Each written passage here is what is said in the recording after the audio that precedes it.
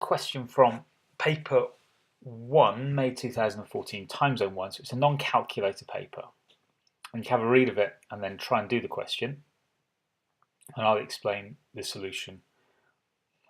Now, the mark scheme jumps into straight away to have something like R1 plus R2 plus R3 equals minus 48 over 5, but I want to explain where that comes from. If we've got the roots R1, R2 and R3, then basically we could expect our factors, and this isn't quite right, but something like this. So I'm just going to do x minus each different factor. And I would expect to then times these together to get the various coefficients in here.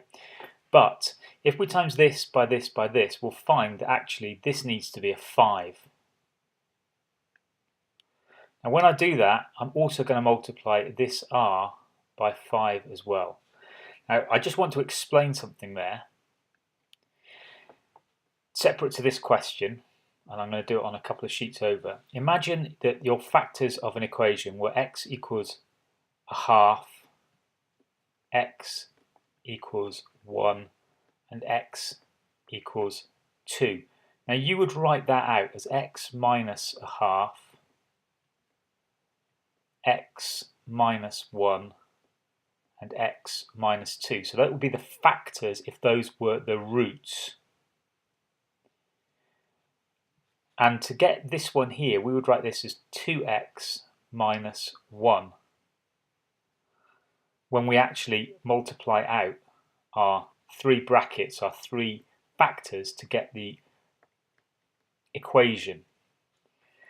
Now what I've done there, what r was a half, now I've multiplied it by 2 to get the 1. So that's exactly what I've got done here, almost. I've got 5x minus 5r1 because of this 5 here. Now what's going to happen is if I multiply this by this by this, I get 5x cubed. I'm going to actually just keep the first one as 5x, and I'm going to multiply the second bracket to just explain where the mark scheme, if you've got access to the mark scheme, where that produces all your different values. So there's my first one. If I multiply these two out together, obviously I get the x squared, and I get minus x r2 plus r3, and then the last one is this one times this one, so that's plus r2 r3. Now if I multiply this by this, I get the 5.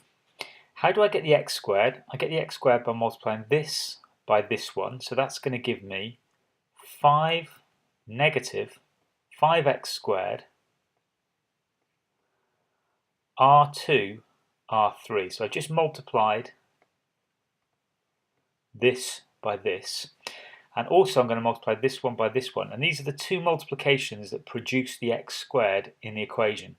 So this also gives me minus 5r1x squared. Now that equals the x squared coefficient there, which is 48x squared. So I can now divide all of these by x squared, and I'm left with minus 5 and minus 5 as my coefficients, r2, r3 and r1. So basically I have r1 plus r2 plus r3 equals 48 divided by negative 5. And that's important because that's that first bit there. So I've now got that bit there, I've got that as a numerical value. Now if I multiply r1, r2 and r3, that's this one here times this one here times this one here, or simply this one times this one. That gives me the number without any x's. So minus 5r1, r2, r3, and this will equal 2 minus x. Sorry, 2 minus a, because that is like the d number at the back without any x's. And if I rearrange this equation, this is going to give me r1, r2, r3 equal to, I'm going to do this divided by minus 5, so I can rearrange this to be a minus 2 divided by 5. And that's the second part there.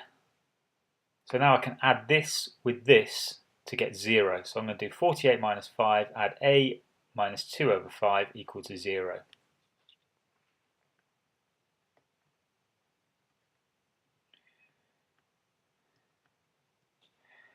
And this other one is a minus 2 divided by 5.